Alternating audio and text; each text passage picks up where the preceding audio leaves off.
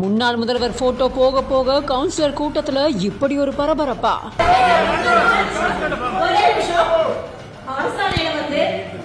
இப்போதைய முதல்வரும் முன்னாள் முதல்வர் படம் அது மட்டும் அரசாணையில் அதுக்கு முன்னாள் முதல்வர் படம்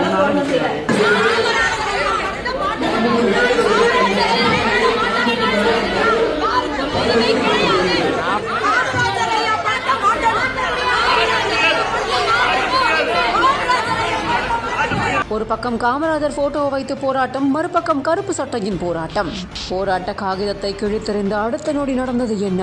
கோவை மாநகராட்சி மன்றத்துல பரபரப்பான காட்சிகள் தான் இப்ப வெளியாகி இருக்கு.